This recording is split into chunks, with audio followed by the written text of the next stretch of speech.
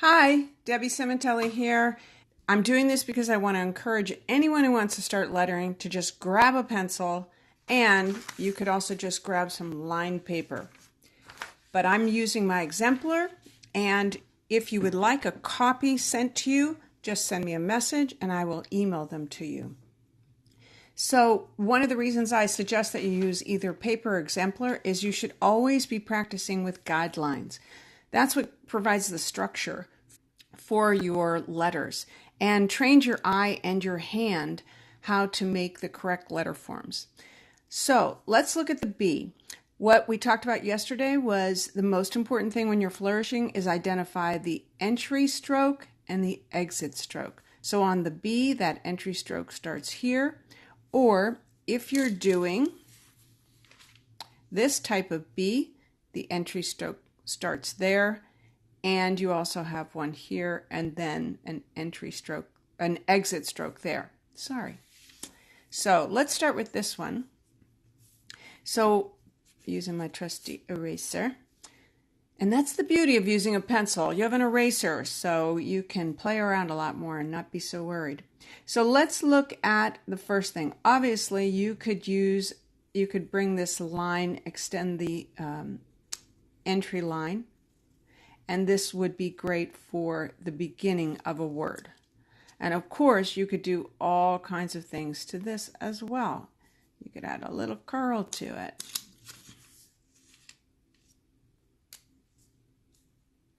Or you could come up above and go through the loop of the B and come around and down and do something like that. And that would generally be used in the beginning of a word, but it could possibly work if you had a letter here that was not bothered by this. So let's try that real quickly. So let's say that you had the letter A. Okay, and this is what you can do if you have the exemplar. I wouldn't normally do this, but I'm showing you this. So you can see the advantage to it too. While you're still learning the letter forms, you just have it beneath you. So that's kind of cool. So let's say we could come around and go in like this. So if you were writing a word, abacus, I don't know why that came to mind. It's a word.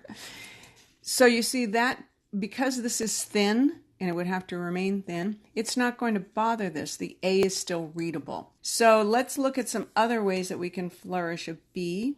And let's take the extension of the exit point. So let's say we do this, just a regular B. And now we do something like that. We could also come back around and through. Again, the most important thing is that this line is thin, because when you're doing this with a marker, this line is going to be thick. And you can even do this with a pencil. Okay, the little faux calligraphy where you just add another line and shade it in. As long as this line is thin, you don't have a problem. If this line is thick, now you're getting a combination of thick and thick, which is never good. Okay, let's try the other B. So this is our entry right here. We just have a straight line coming down. So we can do all kinds of things up here. So what if we add this loop? What if we just add a hook or a curl? And again, everything depends on what the other letters are. So if you had, let's see, an L here, so let's just do the skeleton of what that would look like. Those are skeleton letters. If you're coming in here, that could be disruptive to that L. So you wouldn't make that choice to do that. But what you could do is come around it. And now you've created something interesting without destroying the readability of the L. So that's always a thing to think about. What is the other letter?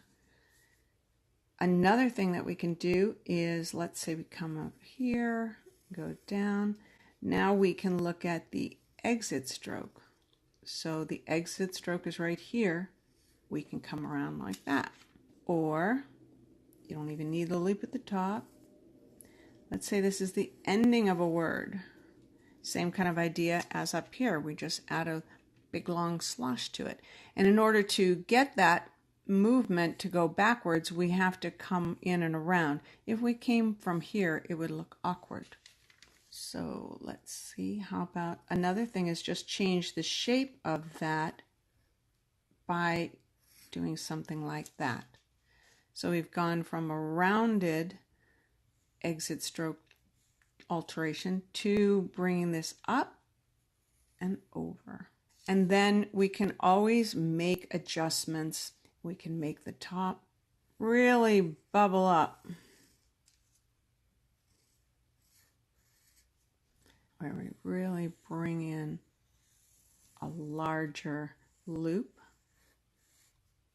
So the word bubble, I'm going to kind of create some lines just like that, because the word bubble to me kind of has a lilting, floating kind of suggestion.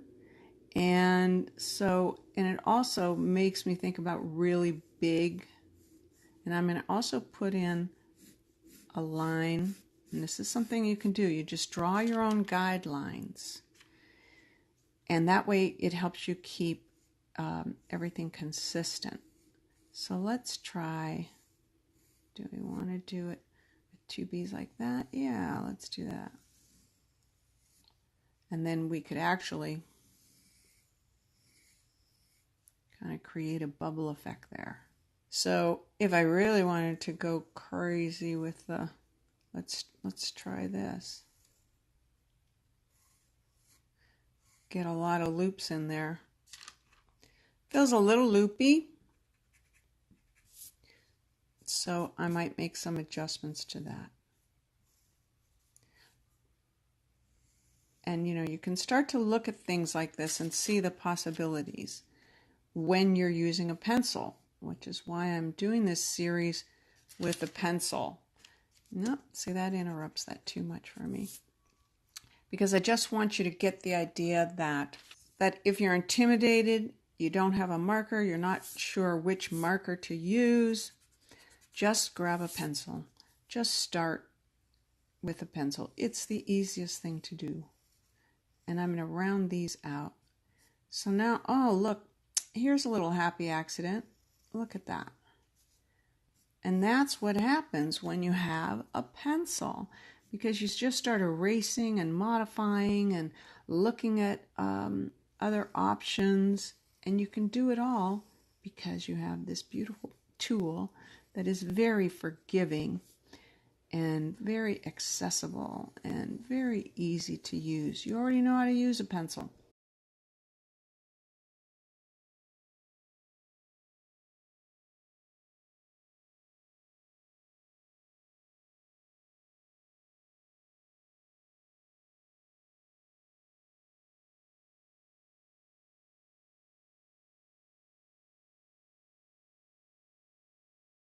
Thanks for joining me.